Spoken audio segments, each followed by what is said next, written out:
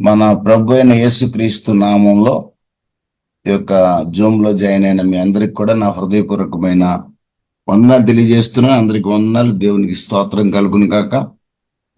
సామెతల గ్రంథం 15వ అధ్యాయము 13వ వాక్యాన్ని ఒకసారి మనం చదువుకుందాం. సామెతల గ్రంథం 15వ అధ్యాయం 13వ వాక్యం. సంతోష హృదయం ముఖమునకు తేటనిచ్చును, మనో దుఃఖము వలన ఆత్మ నలిగిపోవును. ఈ యొక్క ప్రాముఖ్యమైన విషయాన్ని మనం గమనించినప్పుడు ఈ మనో దుఃఖము అనే దాన్ని మనోవ్యాకులత అని చెప్తారు, మానసిక వేదన అని అంటారు, లేదా నిరాశ నిస్పృహల్లోకి వారు వెళ్ళారు అని చెప్తారు. చేదైన జీవితము వారికి కలిగింది అని కూడా చెప్తూ ఉంటారు. ఏదేమైనప్పటికీ కూడా ఈ యొక్క మనో దుఃఖం అనేది ఏ కారణం వల్ల కలుగుతుంది? What is the root for bitterness of soul? ఆత్మ యొక్క మనో దుఃఖానికి లేదా మనోవ్యాకులతకి రూట్ ఏంటి? What are the causes? How to overcome the bitterness of soul? ఈ మనో దుఃఖాన్ని ఎలా జయించగలుగుతాం? హౌ టు ఓవర్కమ్ ఇట్ అనేది ఈరోజు మన యొక్క సందేశంలో ప్రాముఖ్యమైన భాగం. What are the reasons for bitterness of soul? How to overcome it? మనోవ్యాకులత, మనోవేదన, లేకపోతే మానసిక వేదన, లేదా చేదైన జీవితం. ఇక జీవితంలో సంపూర్ణంగా నిరాశ నిస్పృహలు చోటు చేసుకొని ఇక దేని మీదకి మనసు పోదు, జీవితం అంతా ఒక విరక్తితో గడిపే పరిస్థితులు భక్తుల జీవితాల్లో కూడా కలుగుతూ ఉండడం అనేది సహజంగా మనం చూడొచ్చు. అనేకుల జీవితాల్లో జరుగుతాయి, కానీ రక్షింపబడిన భక్తుల యొక్క జీవితాల్లోనే కాకుండా పాత నిబంధన పరిశుద్ధులుగా పిలువబడిన వారి యొక్క జీవితాల్లో కూడా కొందరు అన్ని జనులు ప్రభు అయిన యేసుక్రీస్తున్న తర్వాత ఎరిగిన వారు, యెహోవా దేవుని ఎరిగిన వారి జీవితాల్లో కూడా ఆ బిటర్నెస్ ని మనం చూడగలిగాం. కొందరైతే ఓవర్కమ్ చేయగలిగారు, జయించగలిగారు. వారి ముఖాలు తేటగా మారాయి అంటే అర్థం ఏంటంటే వారు కొన్ని సమస్యల్లో కొనసాగుతున్నప్పటికి కూడా ఆ చేదైన వేరు వారి జీవితాలు నాశనం చేయలేకపోయింది. వారు ప్రభువు దగ్గరికి చేరడానికి ఆ చేదైన వేరు ఆటంకపరచలేకపోయింది. చేదైన వేరు ఆటంకంగా ఉండలేకపోయింది.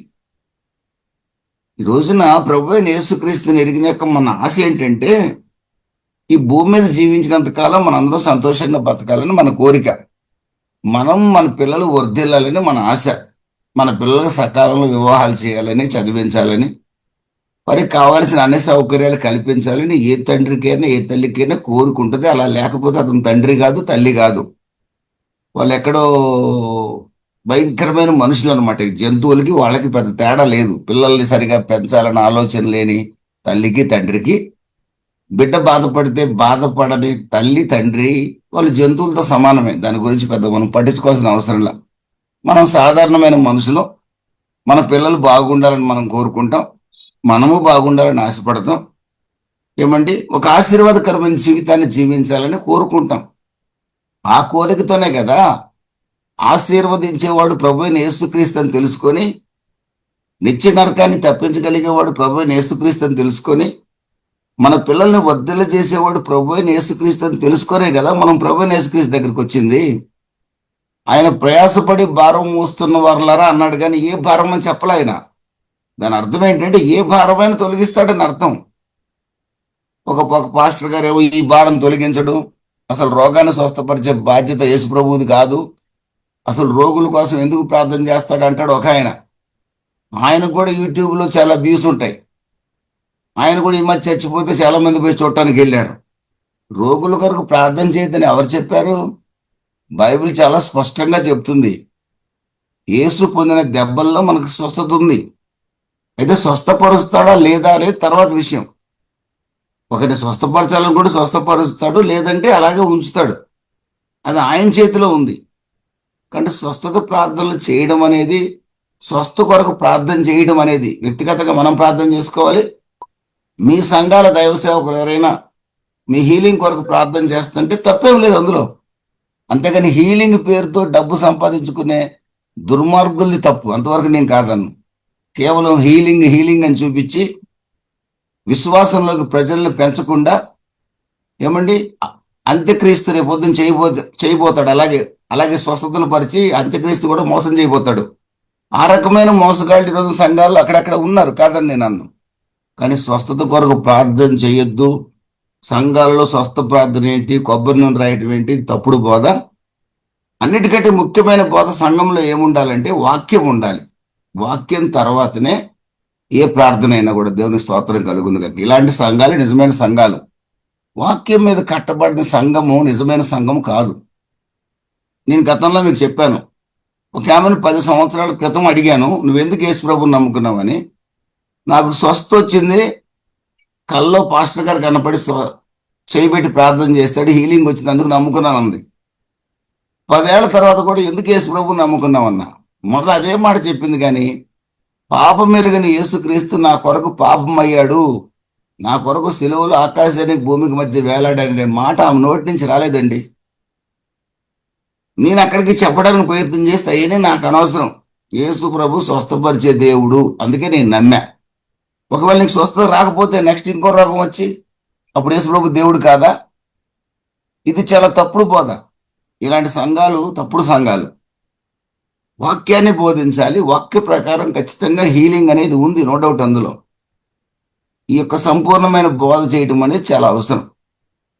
మన ప్రభువైన యేసుక్రీస్తు మనల్ని భారాన్ని తొలగిస్తాడనే నమ్మకంతోనే ఆయన పాదాలు పట్టుకున్నాం. ఎస్, మనందరం భారం తొలగించబడాలని ఆశపడతాం, మన పిల్లలు వర్ధిల్లాలనే కోరుకుంటాం. అందులో సహజమైన విషయమే, అందులో ఎలాంటి పొరపాటు కూడా లేదండి. రోగి స్వస్థపడాలని కోరుకోవడం తప్పు కాదు. ఏమని ధనం లేని వ్యక్తి నాకు ధనం కావాలి ప్రభు అని అడగడం తప్పేం కాదు. కానీ ఏదైనా ఆయన చిత్తానుసారంగా తగిన సమయంలో చేస్తాడనే నమ్మకంతో చివరి శ్వాస వరకు ప్రభువుని విడవకుండా ఉండడమే క్రైస్తవ్యం. అది మనం నేర్చుకోవాల్సిన అవసరం ఉంది. అయితే ప్రియమైన దేవుని బిడ్డలారా, ఈ మానసిక వేదనలు, మనోవేదనలు లేదా చేదైన బ్రతుకు కొన్ని సందర్భాల్లో మన జీవితంలో డిసప్పాయింట్మెంట్, నిరాశ, నిస్పృహలు సహజమే. దానికి కారణాలు ఉంటాయి. కారణం లేకుండా పొరపాటును కూడా మన జీవితంలో ఆ బిట్టర్నెస్ అనేది రాదు, ఆ చేదైన పరిస్థితి మన జీవితంలో రాదు. కారణం లేకుండా మనం ఎవరు నిరాశ చెందే అవకాశమే లేదు. ముఖ్యంగా యేసు ప్రభువుని నమ్ముకున్న మనము నిష్కారణంగా మనం వేదనకు గురయ్యే అవకాశం పొరపాటును కూడా లేదు. ఒక ఆమె ఉంది, భక్తురాలే, పరిశుద్ధ గ్రంథంలో మీకు బాగా తెలిసిన ఆమె. ఆమె ప్రతి సంవత్సరం షిలోహులోని దేవుని మందిరానికి వస్తుంది. కానీ ఆమె యొక్క బహు దుఃఖాక్రాంతురాలు కావడానికి కానీ, లేదా ఆమె బహుగా నిట్టూర్పులు విడవటానికి కానీ, లేదా ఆమె మనోవేదనతో ఉండటానికి కానీ గల కారణం ఏమిటని ఆలోచిస్తే ఆమెకు పిల్లలు లేరు. ఆమెకు పిల్లలు లేని భక్తురాలు ఆమె. భక్తి కలిగింది కాదంటానికి ఏం లేదు. ప్రతి సంవత్సరం దేవుని మందిరానికి వెళ్ళాలనేది ఇశ్రాయేలీయులకు ఆనవాయితీ. 20 సంవత్సరాలు నిండిన ప్రతి ఒక్కడు కూడా వెళ్ళాలి. 20 సంవత్సరాలు నిండిన ప్రతి ఒక్కడు కూడా 10 మందికి ఒకరు చొప్పున బలి అర్పించాలి. 10 మందికి ఒక గొర్రె పిల్ల చొప్పున బలి అర్పించాలి. చిన్నపిల్లలు కూడా మందిరానికి వెళ్ళాలి. 11వ వాడు ఆ కుటుంబంలో ఉంటే ఇంకొక గొర్రె పిల్ల అర్పించాలి. ఆ రకంగా మూడు రకాలుగా అక్కడ గొర్రె పిల్లలను అర్పిస్తుంటారు. కృతజ్ఞత కానుకని, ఏమండి, దహన బలిగా అర్పించడం, రకరకాల అర్పణలు ఉన్నాయి పాత నిబంధనలో. తన భర్త తీసుకెళ్తున్నాడు, తాను కూడా వెళ్తుంది. భక్తురాలు కాదని పొరపాటు మనం అనడానికి లేదు. కానీ 16వ వాక్యం మొదటి సమూయేలు గ్రంథం 1వ అధ్యాయంలో మీరు చూస్తే, ఏమండి, ఆ 15వ వాక్యంలో హన్నా, అది కాదు నా ఏలినవాడా, నేను మనోదుఃఖము గలదానై ఉన్నాను. నేను ద్రాక్షరసమైనా లేకపోతే మరొక మద్యమైనా తాగలేదు. సేవకుడు అనుకుంటున్నాడు మద్యం తాగి గొణుగుతుంది అనుకుంటున్నాడు. కానీ ఆ నా ప్రియ సహోదరు అంటుంది, ఆ భక్తి కలిగిన స్త్రీ అంటుంది, నేను మనోదుఃఖము గలదానై ప్రార్థిస్తున్నాను. ఏమిటి నీ మనోదుఃఖానికి కారణమని ఆలోచిస్తే ఆమెకు పిల్లలు లేరు. ప్రియమైన దేవుని బిడ్డలారా, మన జీవితంలో కొరత అనేది మనకు మనోదుఃఖాన్ని కలగజేస్తుంది. సహజమే, మన వారు మనల్ని విడిచి వెళ్ళినప్పుడు కూడా మనకు మనోదుఃఖం కలుగుతుంది. ఇది ప్రతి మనిషికి సహజమే, ప్రతి క్రైస్తవుడికి కూడా సహజమే. మీలో చాలా మంది మనోదుఖానికి గురైన వాళ్ళు కూడా ఉన్నారు. This is the root of bitterness అన్నమాట.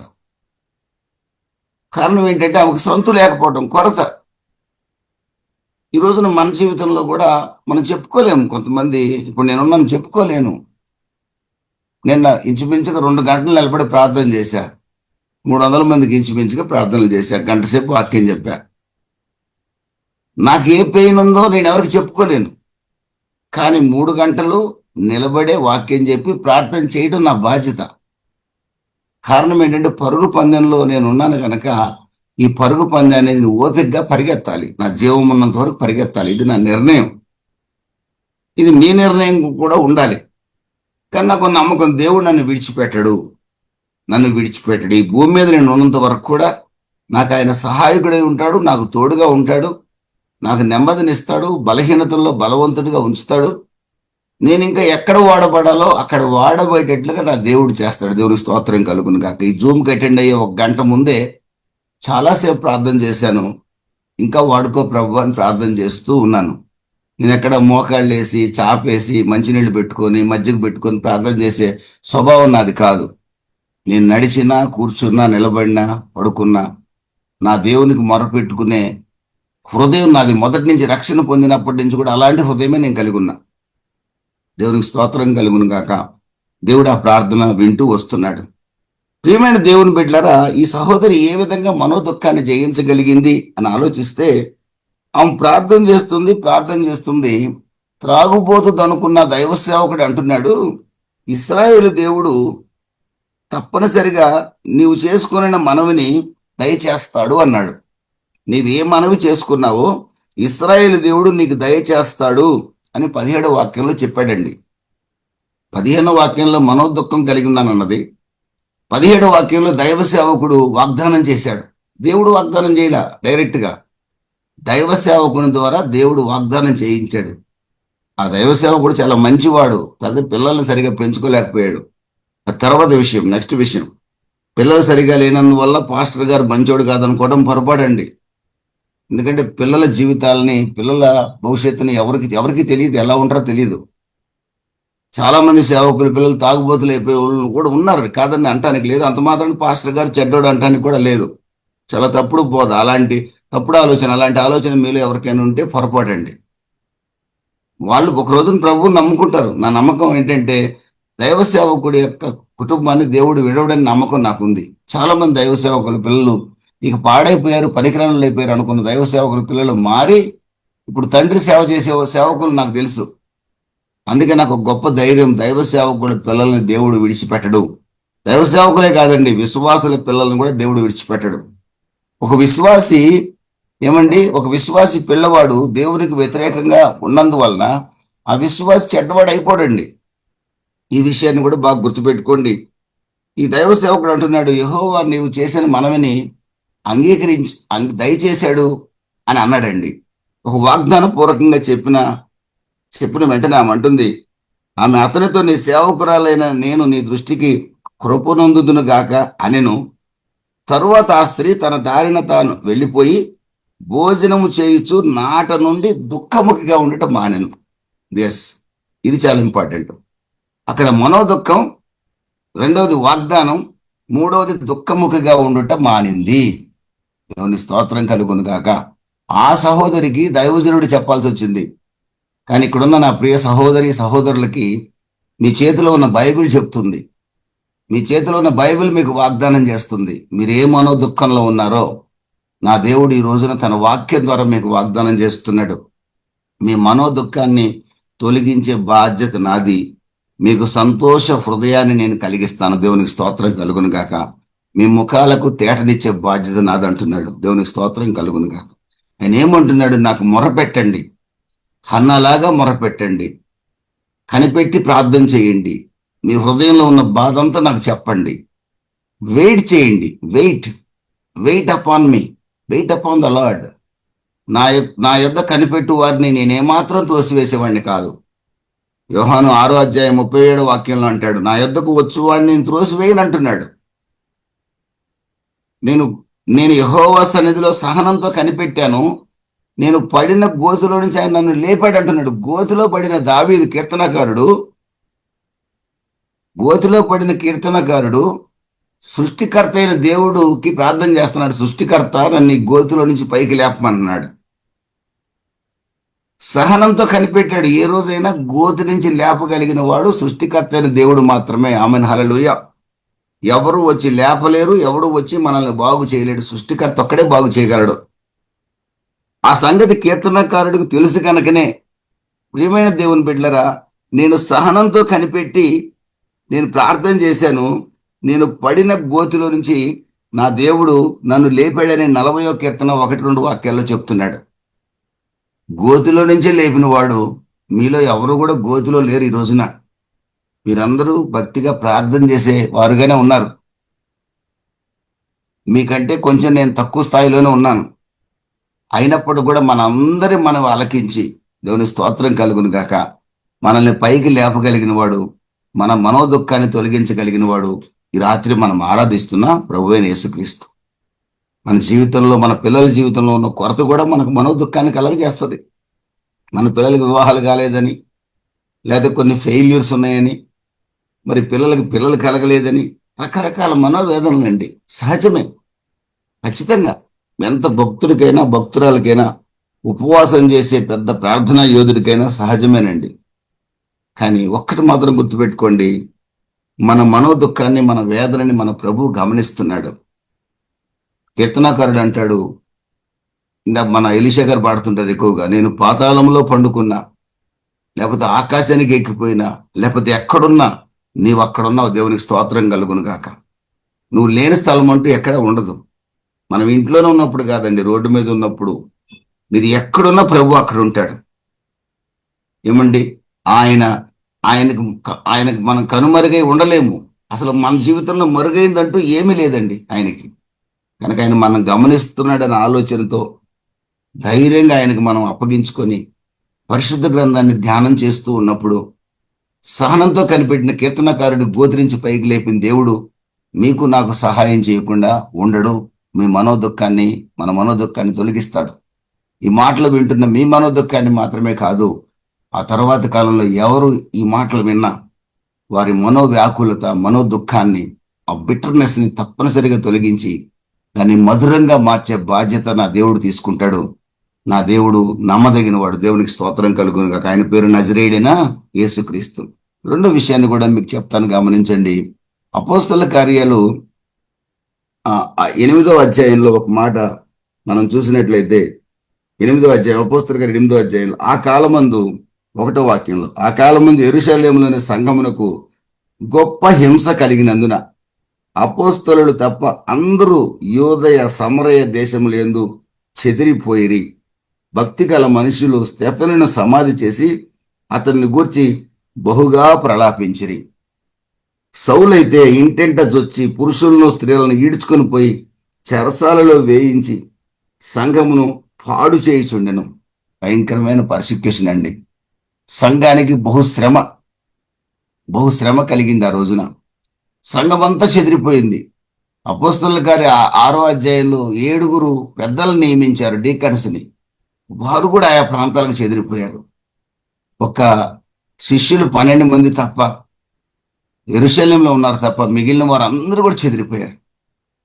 గొప్ప హింస సంఘానికి జరిగింది. దానివల్ల యూదయ సమరయ ప్రాంతాలంతటి కూడా చెదిరిపోయారు. ప్రియమైన దేవుని బిడ్డలారా, అపోస్తల కార్యాలు 1వ అధ్యాయం 8వ వాక్యంలో ప్రభు చెప్తాడు, మీరు యూదయ సమరయ బూదిగంతములకు నాకు సాక్షులుగా ఉండండి అన్నాడు. ఒక్కోసారి మన జీవితంలో కలిగే శ్రమ, ఇబ్బంది ఏమండి, దేవుడికి మనల్ని సాక్షిగా నిలబెట్టేట్టుగా చేస్తుంది. దేవుని యొక్క మహిమ కొరకు మనం ఇంకా వాడబడే అవకాశాన్ని కలిగిస్తుంది. మన జీవితంలో కలిగే చిన్న చిన్న శ్రమలు, ఇబ్బందులు దేవుని మహిమ కొరకు మనం ఇంకా వాడబడటానికి మార్గాన్ని సరళం చేస్తుందేమో. ఈ రోజున ఎవరి జీవితంలో ఏ సమస్య ఎదుర్కొంటున్నా సొమ్మసిల్లిపోవద్దని ప్రభు చెప్తున్నాడు. సోలిపోవలదు మనసా, సోలిపోవలదు అంటున్నాడు. కారణం ఏంటంటే ఈ శ్రమ కూడా నా ఆశీర్వాదం కొరకేనేమో.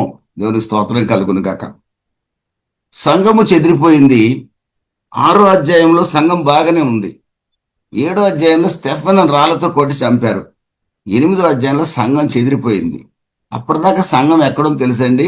యెరూషలేములోనే ఉంది సంఘం. సమరయులంటే అంటరాని వారి కింద లెక్క ఆ రోజున. ఆఫ్ జ్యూస్ వీళ్ళు.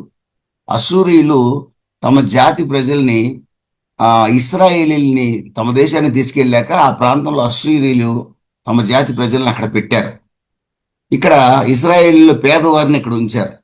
అశూరీయులు ఇస్రాయేలీలు పెళ్లి చేసుకోవడం ద్వారా పుట్టిన వాళ్ళే సమరయులు.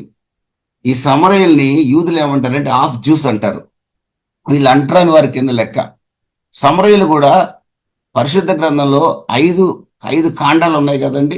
ఆది కాండం, సంఖ్యాకాండం, నిర్గమకాండం, లేవియా కాండం, ద్వితీయోపదేశ కాండం ఇంతవరకే పాటిస్తారు. మిగిలిన దేన్ని వాళ్ళు పాటించరు పొరపాటును కూడా.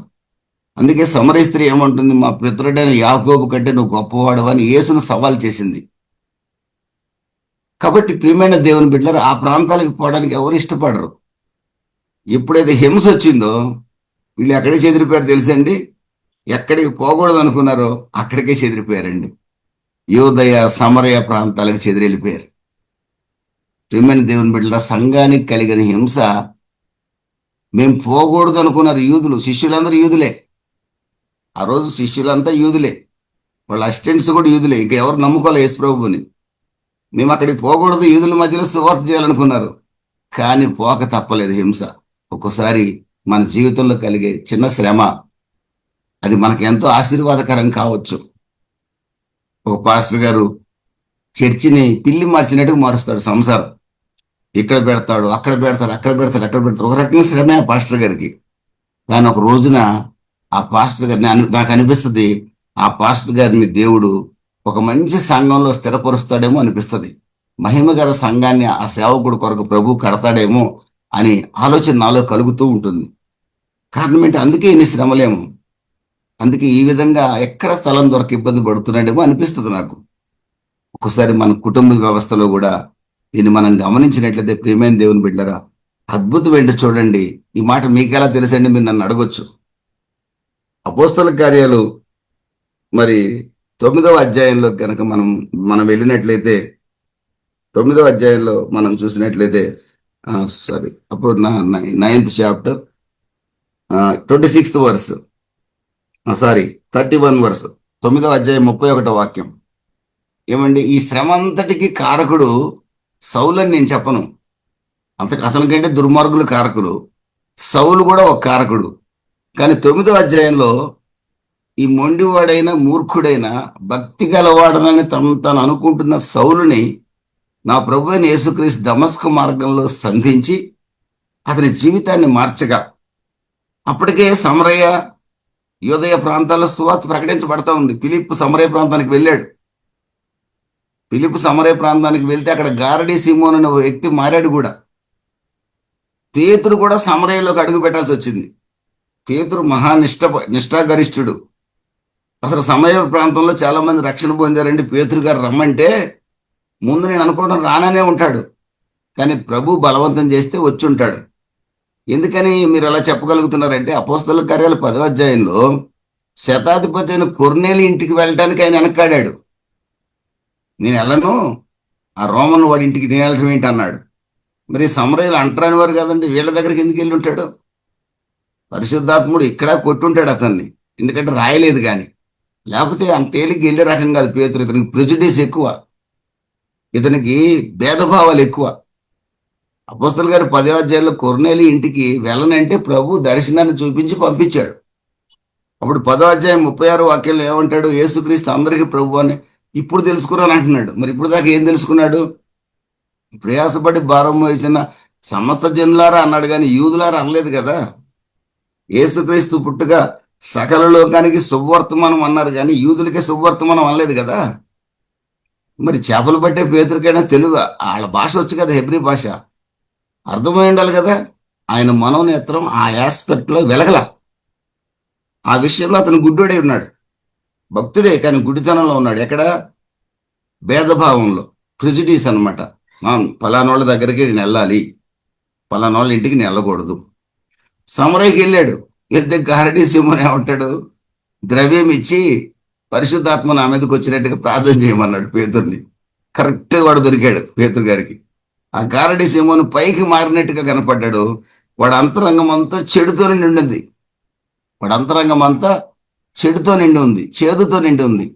అతని బాధ ఏంటో తెలుసండి, పరిశుద్ధాత్మ శక్తి కనుక నాకు వస్తే నేను అద్భుతాలు సూచక్రియలు చేసి డబ్బు సంపాదించవచ్చిన ఆలోచన ఉందండి.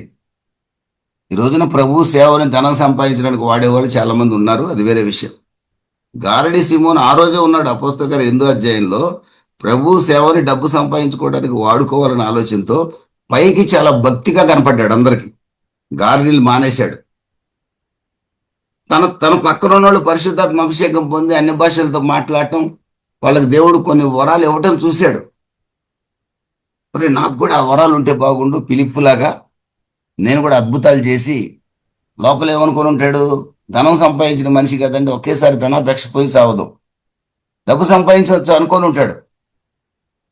కానీ పేతురు పరిశుద్ధాత్మలో ఉన్నాడు కదండి. నీ ద్రవ్యం ఇచ్చి తొందర ఎందుకండి, హృదయం చెడుది కాబట్టే, చేదుది కాబట్టే, అతని హృదయంలో భయంకరమైన వ్యాధి ఉంది కాబట్టే వెండినిచ్చి ద్రవ్యం ఇచ్చి పరిశుద్ధాత్మ అభిషేకం నా మీదకి వచ్చినట్లుగా ప్రార్థన చేయమన్నాడండి. అప్పుడు పేతురు అతని హృదయము చేదుతో నిండి ఉందని గమనించాడు. అతని హృదయం నిండా బిటర్నెస్ ఉందని పేతురు గమనించి అంటున్నాడు, నువ్వు ధనం ఇచ్చి పరిశుద్ధాత్మ వరాన్ని సంపాదించుకోవాలని చూసావు గనక నీ ధనము నశించిపోతుంది. నువ్వు పాపం ఒప్పుకొని పశ్చాత్తాపడి ప్రార్థన చేయమంటే ఆ గారడి సీమోను పైకి ఎంత భక్తిగా నటించాడు, అంతరంగంలో ఎంత చెడుందో తెలుసండి. నా వల్ల కాదులే కానీ మీరే నా కొరకు ప్రార్థన చేయండి అన్నాడు. ఈ రోజున పైకి భక్తిగా నటించే వారు కూడా చాలా మంది ఉన్నారు. ప్రియమైన దేవుని బిడ్డలారా, సమరయ ప్రాంతానికి వెళ్ళకూడని వాళ్ళు వెళ్ళారు. పేతురు కూడా అడుగుపెట్టాడు అక్కడ. హింసల వల్ల కలిగిన లాభం అక్కడ. అదే సంఘానికి హింస రాకుండా ఉంటే వాళ్ళు అక్కడికి వెళ్ళగలిగేవాళ్ళు కాదు. మన జీవితంలో కూడా ఒక శ్రమ వచ్చిందంటే కంగారు పడద్దు, ఏదో ఆశీర్వాదం మన కొరకు దాగి ఉంది. శ్రమలో ఉన్నప్పుడు 1 పేతురు 4:16లో మహిమా స్వరూపైన దేవుని ఆత్మ మన మీద నిలిచి ఉంటాడు. ఈ విషయాన్ని చాలా జాగ్రత్తగా గుర్తుపెట్టుకొని ధైర్యంగా ముందుకు సాగాలని ప్రభువు కోరుకుంటున్నాడు. ఇక్కడ జరిగింది ఏంటో తెలుసండి, వీళ్ళు శ్రమను సహించారు, భరించారు, ఓర్చుకున్నారు. కనుకనే అపోస్తల కార్యాలు 9వ అధ్యాయం 31వ వాక్యంలో, కావున యోదయ గలలియ సమరయ దేశముల యందంతటా సంఘము క్షేమాభివృద్ధి నందుచు సమాధానము కలిగి ఉండెను. ప్రభువునందు భయమును పరిశుద్ధాత్మ ఆదరణయు కలిగి నడుచుకొనుచు విస్తరించుచుండెను. సంఘము శ్రమను సహించింది, భరించింది, ఓర్చుకుంది. కొన్ని రోజులయ్యాక సంఘానికి క్షేమాన్ని దేవుడు కలగజేశాడు. ఎలాగంటే సౌలుని మార్చి.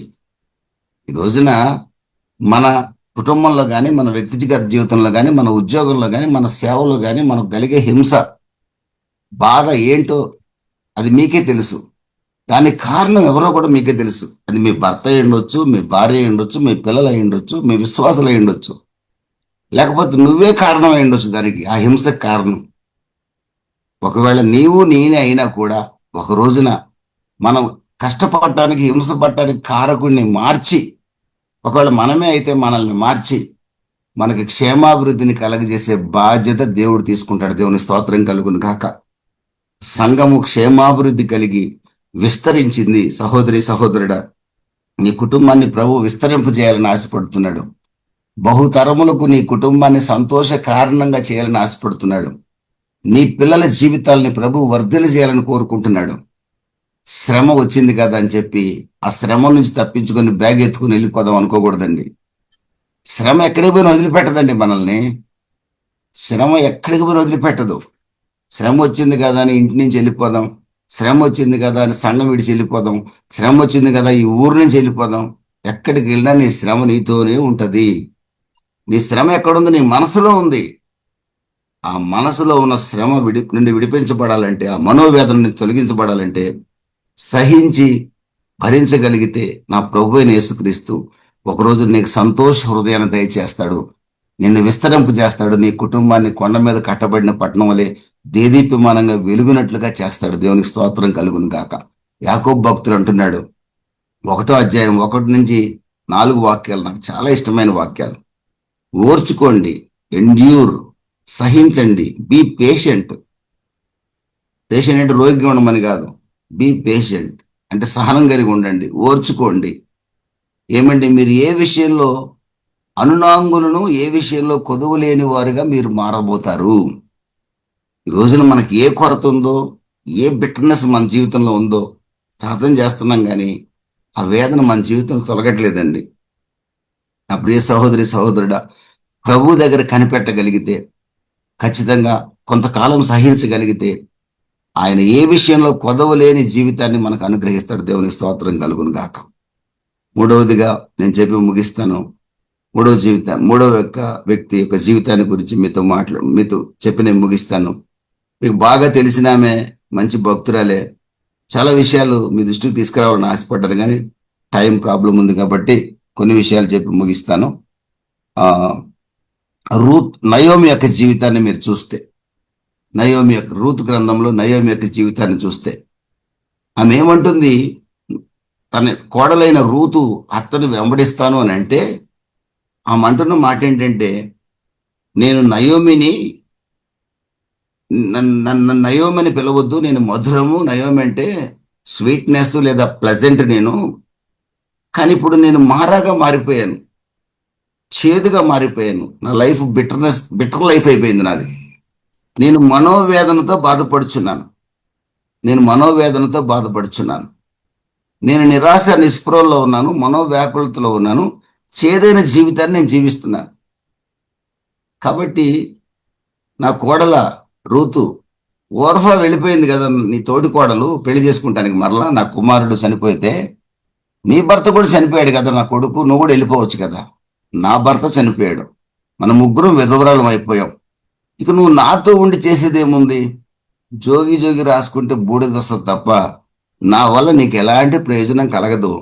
నాకు మళ్ళీ పెళ్ళయ్యేది లేదు, నాకు బిడ్డ పుట్టేది లేదు, ఆ బిడ్డని యూదుల ఆచారం ప్రకారంగా నీకు ఇచ్చే అవకాశం కూడా లేదు, ఎందుకంటే నేను ఇప్పటికే ముసలిదాన్ని.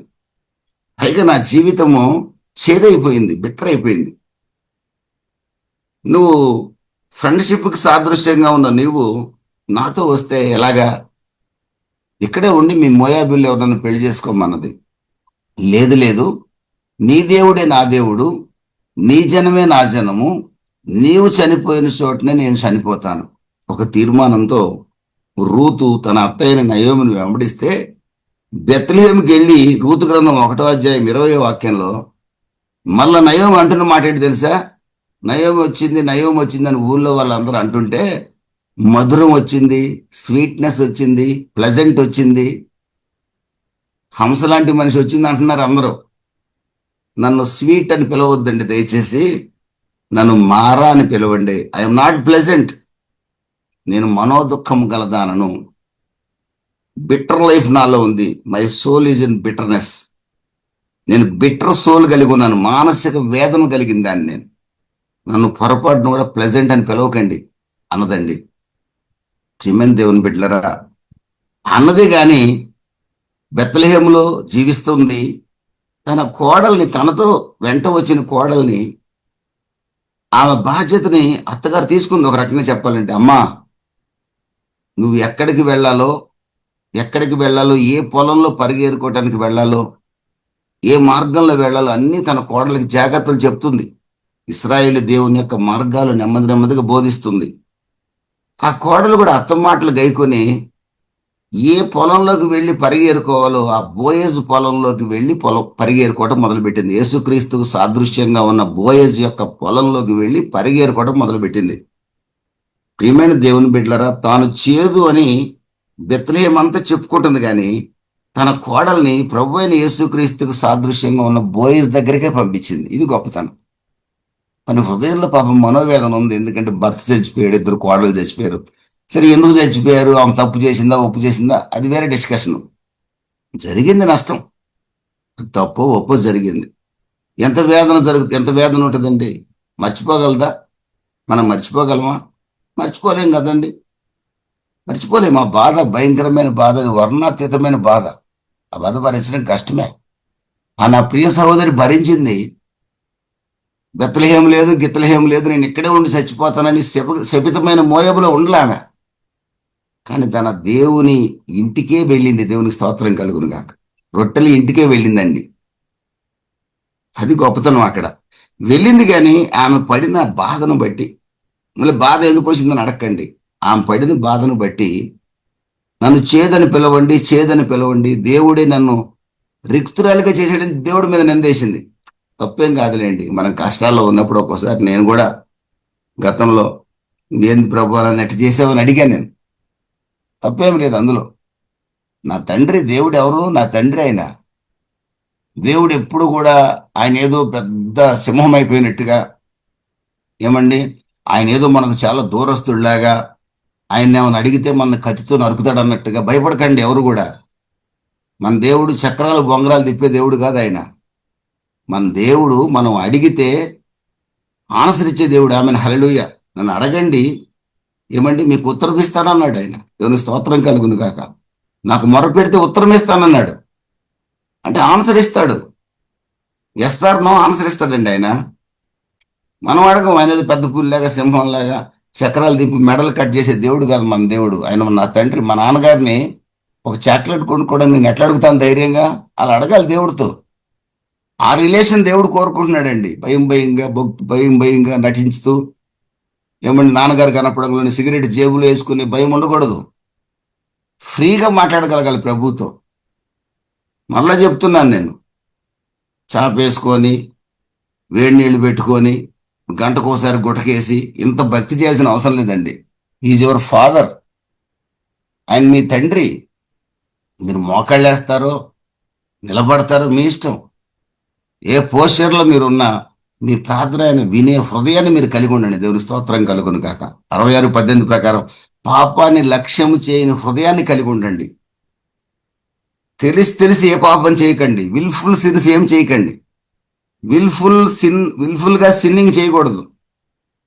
తెలిసి ద్రోహం చేయకూడదు, మోసం చేయకూడదు, పాపం చేయకూడదు. అది విషమని తెలిసి కూడా తెలిసి పాపం చేయకూడదు. అదొక్కటే. అందుకే కీర్తనకారుడు ఏమంటాడు? దురభిమాన పాపంలో పడకుండా నన్ను కాపాడమని ప్రార్థన చేశాడు. దురభిమాన పాపం అంటే విల్ఫుల్ సిన్స్ అనమాట. కుక్క వాంతికి తిరిగినట్లుగా త్రాగుడు వదిలేసి వచ్చి 10 సంవత్సరాలు అయ్యాక మళ్ళీ క్రిస్మస్ వచ్చింది కొద్ది తాగి వస్తానంటే అది విల్ఫుల్ సిన్ అనమాట. దాన్ని వ్యభిచరించే స్వభావం కలిగి కళ్ళు కలిగిన వ్యక్తి మార్పు చెందిన తర్వాత మరలా ఆ దృష్టి కలిగి ఉండకూడదు. ఆ దృష్టికి వెళ్ళిందంటే ఆర్ డూయింగ్ విల్ఫుల్ సిన్ అనమాట. దాని ఆయన పరిష్కారం చూపిస్తాడు. ఆ పాపంపై సజీవంగా సంపూర్ణంగా జయమిస్తాడు మనకి. కుక్క వాంతికి తిరిగినట్లుగా, పంది బురద దున్నట్టుగా మనం దొరలకూడదు, తిరగకూడదండి. ఆ హృదయంతో కనుక మనం ప్రార్థన చేయగలిగితే తప్పనిసరి ప్రభు ఆలకిస్తాడు. నయోమి యొక్క జీవితంలో ఏమండి, ఆమెకున్న ఆ మనోవేదనకి గల కారణం ఏంటంటే తన లవ్డ్ వన్స్ వెళ్ళిపోయారు. తను ప్రేమించి 2 కుమారులు భర్త వెళ్ళిపోయారు. ఇది ఆమె మనోదుఖానికి కారణం. హన్నాకేమో పిల్లలు లేకపోవడం మనోదుఖానికి కారణం అయితే, సంఘానికి ఏమో హింస కలగటం మనోదుఖానికి కారణం. ఈ నా ప్రియ సహోదరికి ఏంటి, భర్త చనిపోయాడు, కొడుకులు చనిపోయారు. ఇది మనోదుఖానికి కారణం. ఆ సహోదరి ఊరికి వెళ్ళి అంటుంది, నన్ను చేదని పిలవండి అంటుంది. కానీ తన కోడలకు మాత్రం సమాధానం ఇవ్వగలిగిన బోయజ్నే పరిచయం చేసింది. దేవుని స్తోత్రం కలుగును కాక. నా ప్రియమైన దేవుని బిడ్డలారు, ఏ స్థితిలో ఉన్నా కూడా ఎలాంటి కృంగుదల లేకుండా ఇశ్రాయేలు దేవుని వైపే ఆమె చూసిందండి. ఒకరోజు 4వ అధ్యాయం రూతు గ్రంథంలో పుర ప్రముఖులందరూ వచ్చి నయోమిని అంటున్నారు, ఇశ్రాయేలు దేవుడు ఈ వయసులో నీ ఒడిలో నీకు ఒక చక్కటి మనవడిని పెట్టిన ఇశ్రాయేలు దేవుడు స్తుతింపబడును గాక అన్నాడు. దేవునికి స్తోత్రం కలుగును గాక. గ్రామం అంతా పొగిడారు ఆమెను. నీ కోడలు ఇశ్రాయేలు వంశాన్ని వర్ధిల్ల చేసిన రాహేల్లాగా ఉంది కదా, ఈ వయసులో నీ ఒడిలో ఒక మనవడు నీ ఒడిలో ఉన్నాడు కదా, నయోమి నువ్వు చేదంటావేంటి, నువ్వు మధురం కదా అని పుర ప్రముఖులంతా ఆమెను పొగిడినట్లుగా మనం చూడవచ్చు. ఈరోజు మనం చేదు అనుకుంటుంటాం మన బ్రతుకులో. ఈరోజు ఏదో మనం కోల్పోయామని బాధపడుతుంటాం. ఏది కోల్పోయినా కంగారు పడొద్దండి. ఏమండి, మధురమైన జీవితం ముందుంది. దేవునికి స్తోత్రం కలుగును కాక. ఇప్పుడు చేదు అనిపిస్తుంది, బాధ అనిపిస్తుంది, ఎలా బతకాలనిపిస్తుంది. కానీ బ్రతికిస్తాడు దేవుడు. బ్రతికిస్తున్నది నీ కృపయే, బ్రతుకుతున్నది నీ కోసమే. నజరేయుడ నా యేసయ్య, నా దాగు చోటు నీవే కదా అని ఒక పాట రాసుకున్నాను. దేవుని స్తోత్రం కలుగును గాక. మరణపు టూరుల్లో నేనున్నప్పుడు నన్ను ధైర్యపరిచిన కారుణ్యమూర్తివి, నీ గాయాలలో స్వస్థత నాకు అనుగ్రహించిన సజీవుడైన దేవుడివి. దేవుని స్తోత్రం కలుగును కాక. ఎవరున్నా ఎవరు లేకపోయినా ఏ పరిస్థితులు ఎలా ఉన్నా, ప్రియమైన దేవుని బిడ్డరా, యేసుక్రీస్తు మీ ప్రక్కనే ఉన్నాడు, మీలో ఉన్నాడు. దేవునికి స్తోత్రం కలుగును గాక. చేదైన నయోమి జీవితాన్ని మధురంగా మార్చాడు. దేవునికి మహిమ కలుగును గాక. తన దగ్గరకు వచ్చిన నయోమిని ప్రభు త్రోసివేయలేదు, ఏమండి, రూతుని ప్రభు త్రోసివేయలేదు. దేవునికి స్తోత్రం కలుగును గాక. ప్రియమైన దేవుని బిడ్డలారా, చివరికి ఒక మాట చెప్పి ముగిస్తాను. ఎందుకో ఈ మాట కూడా మీకు చెప్పాలనిపిస్తుంది. ఈ మనోవేదనకి, మనో దుఃఖానికి, బిట్టర్నెస్ కారణం హార్డ్షిప్స్ అండ్ మిజరీ. హార్డ్షిప్స్ అంటే అక్కడ పర్సిక్యూషన్, హింస. ఇక్కడ ఒక రకంగా చెప్పాలంటే ఇది కఠినమైన పరిస్థితి అతని యొక్క జీవితంలో కఠినమైన పరీక్షను ఎదుర్కొంటున్నాడు వ్యక్తిగతంగా. అక్కడ సంఘం ఎదుర్కొంది, ఇక్కడ వ్యక్తిగతంగా అతను హార్డ్షిప్ని ఫేస్ చేస్తున్నాడు, భయంకరమైన వేదన అనుభవిస్తున్నాడండి. యోబు గ్రంథం 7వ అధ్యాయం 11వ వాక్యం. ఒకసారి ఆ మాట ఎవరన్నా ముందుగా తీస్తే చదవండి. యోబు గ్రంథం 7వ అధ్యాయం 11వ వాక్యం.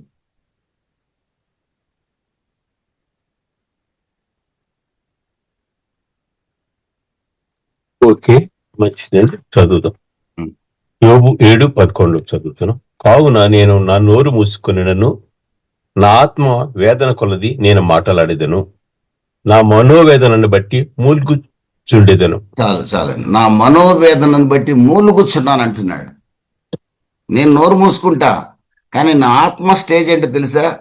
నా ప్రియ స్నేహితులారా, 3 స్నేహితులారా, మీరు నన్ను పలకరించాలని వచ్చారు, మీరు మంచి ఉద్దేశంతో వచ్చారు. కానీ మంచి ఉద్దేశంతో వచ్చి వారం రోజులు మౌనంగానే ఉన్నారు. మీరు వారం తర్వాత స్టార్ట్ చేశారు. యోబు, నువ్వు బహు దుర్మార్గుడు ఏంటావు, అందుకే నీకు ఈ శిక్ష వచ్చింది అన్నారు. నీ పిల్లలు బహు దుర్మార్గులు ఏంటారు, అందుకే ఈ శిక్ష వచ్చింది అన్నారు. ఇంకొకడు అంటాడు, అసలు నీకు ఈ శిక్ష సరిపోదు యోబు, ఇంకా పెద్ద శిక్ష వచ్చి ఉండాలి అంటున్నాడు. 3 స్నేహితులు వచ్చారు, వారం రోజులు కాముగానే ఉన్నారు. పాపం మంచి స్నేహితులే వాళ్ళు. కానీ ఏమైందో తెలియదండి. సడన్ గా వాడు సాతాన కబంధ హస్తాల్లోకి వెళ్ళిపోయి యోబుని వేధించడం ప్రారంభించారు మాటలతో.